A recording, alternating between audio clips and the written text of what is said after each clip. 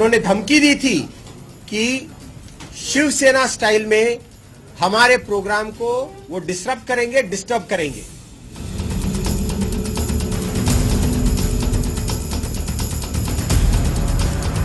Say conclusively that the ordinary people of Pakistan wish to have good relations with India, and on the basis of my experience I can say, do not underestimate the common sense of the people of Pakistan and India.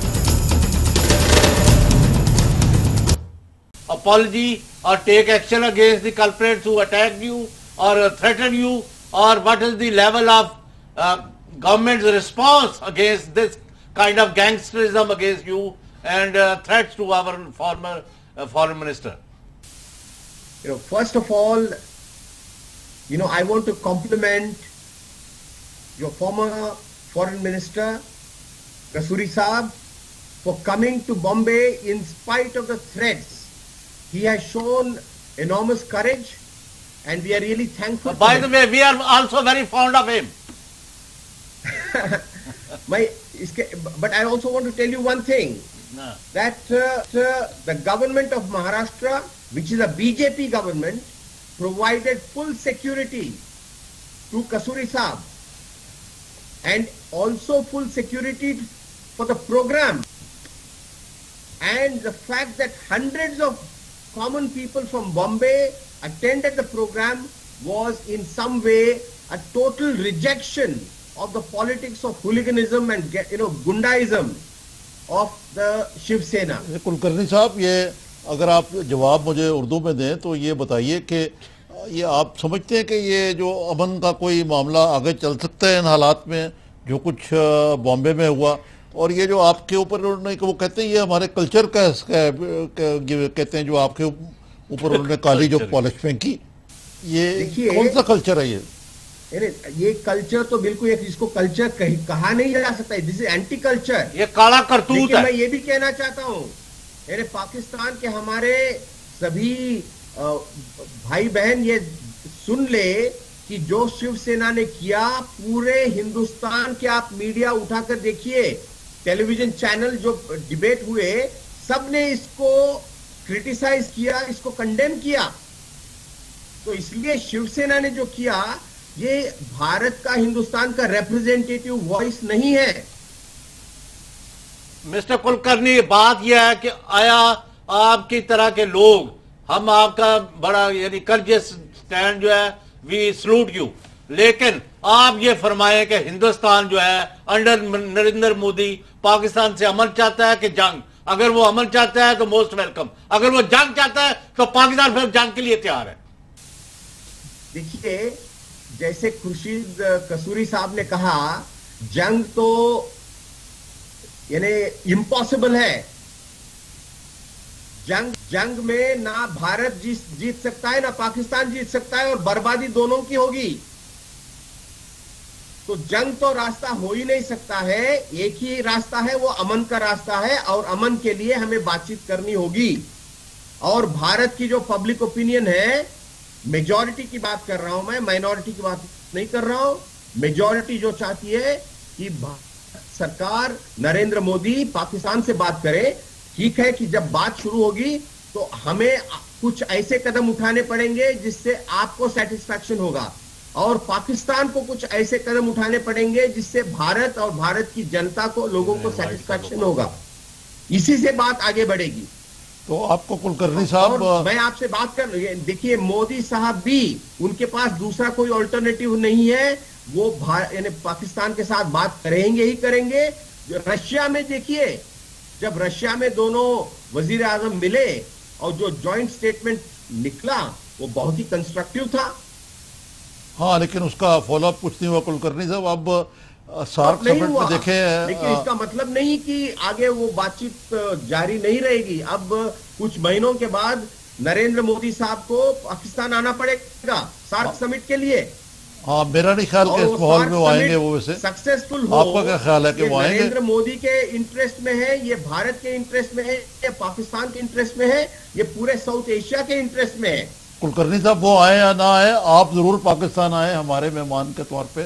آپ کو ہم یہاں welcome کریں گے, اور آپ کو وہاں تو آپ کو کالی پالش ملی انہوں نے, یہاں آپ کو ہار پہنائیں گے، ریڈ کارپیٹ. Red carpet. اور کلکرنی صاحب وہ ان کو نریندر مودی کو کہیں وہ بیچارے اپنے ہندو بردر جو ہے نیپال کے، ان کا جو تیل پانی بند کیا ہوا ہے وہ رو رہے ہیں. نہیں وہ غلط ہے جی، ایسا نہیں ہونا چاہیے. Thank you very much for your time. Khurshid Kasuri صاحب، ڈو یو ہیئر اس؟ خدا حافظ. اللہ حافظ. قصوری صاحب. خورشید قصوری صاحب. جی فرمائیے فرمائیے. جی قصوری صاحب، یہ آپ بتائیے کہ باقی باتیں تو ہوتی رہیں گی، یہ ایک اور جو بہت بڑا وہاں پہ نیریٹو ہے کہ پاکستان میں جو وزیر خارجہ ہے وہ تو بے بس ہے، پاکستانی فوج ہی سب کچھ کر رہی ہے. خورشید قصوری صاحب بھی فوج کے اعلی کار تھے، اور اب بھی نواز شریف جو ہیں وہ تو چاہتے ہیں امن، لیکن فوج نہیں ہونے دیتی. تو اس کا آپ کو وہاں یہ پروپیگنڈے کا کس طرح آپ نے جواب دیا؟ جی میں نے یہ جواب آپ کو بھی دینا چاہتا ہوں، اوروں کو بھی دیا، اور میں نے کتاب میں لکھ دیا ہے کہ جب آپ ٹیبل پہ بیٹھتے ہیں، اگر آپ نے ہمت ہے اور آپ جاب کے پیچھے مرے نہیں جا رہے، تو آپ قومی مفاد میں جب بات کرتے ہیں تو دلیل سے بات ہوتی ہے. چاہے فوج کا جرنیل کرے یا ISI کرے، جب آپ ٹیبل پہ بیٹھ جاتے ہیں تو وہاں آپ کو دلیل سے بات کرنی پڑتی ہے. اور اگر آپ کی مضبوط دلیل ہے، میں نے آرمی کے چیپٹر میں لکھا ہے، آپ چیپٹر پڑھ لیجئے گا کہ وہاں نیشنل سیکیورٹی کی جو ڈیفینیشن ہے وہ صرف ملٹری پریپیرڈنس یا دفاعی طور پر مضبوط ہونا بہت اہم ہے، لیکن وہ سنگل فیکٹر نہیں. اس کے علاوہ سیاسی استحکام اور معیشت میں ترقی، اس کے بغیر نیشنل سیکیورٹی کا کانسیپٹ پورا نہیں ہوتا. جب میں وزیر خارجہ تھا، میری دلیل یہ تھی کہ اگر آپ باوقار امن ہوگا برابری کی بنیاد پر تو پاکستان کے مفاد میں ہے.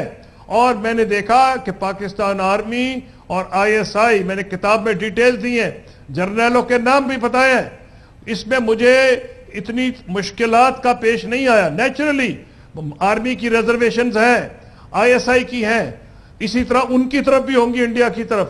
اس لیے ہمیں 3 سال لگے تھے یہ کشمیر کا خاکہ بنانے میں، جو فریم ورک میں نے کتاب میں دیا ہے. تو میں یہ سمجھتا ہوں، میں نے ان کو یہ کہا تھا جو آپ کو بتا رہا ہوں، کہ Pakistan army is an institution, اور بندوں کے آنے جانے سے فرق نہیں ہوتا. مثلا کئی لوگ کہتے تھے انڈیا میں بھی اور پاکستان میں بھی، اور مشرف گیا کہانی ختم ہو گئی. اس کے بعد میں نے اپنی کتاب میں وکی لیکس کے کیبل کوٹ کیے کہ 2-3 سال حکومت ہماری فارغ ہونے کے بعد امریکن امبیسڈر پیٹرسن ملی جنرل کیانی کو اور جنرل شجاع پاشا کو، اور انہوں نے کہا کہ سابق وزیر خارجہ نے، اس کو میں ملنے گئی تھی، وزیر خارجہ خورشید قصوری سابق نے بتایا ہے کہ یہ کشمیر کا خاکہ تھا، آپ بتائیں آپ اس سے راضی ہیں؟ تو دونوں نے کہا کہ ہم راضی ہیں، اور یہ بھی کہا کہ جو خورشید قصوری نے کہا ہے بیک چینل بات کی جائے، بذریعہ سابق فارن سیکرٹری ریاض محمد خان، انہوں نے کہا ہم راضی ہیں. یہ 2-3 سال ہماری حکومت کے جانے کے بعد آئی ہے. اور میں یہ سمجھتا ہوں کہ فوج کی جو تبدیلی آ رہی ہے وہ اس کو میں ٹیکٹیکل دیکھ رہا ہوں، کیونکہ اگر آپ برابری کی بنیاد پر بات نہیں کریں گے، ہماری حکومت جانے کے بعد ہم نے کشمیر پہ اور دیگر معاملات پہ جب پیچھے ہٹے اور صرف ہم نے بات کی دوسری چیزوں کی، تو آرمی کا سٹینڈ ریجڈ ہوا.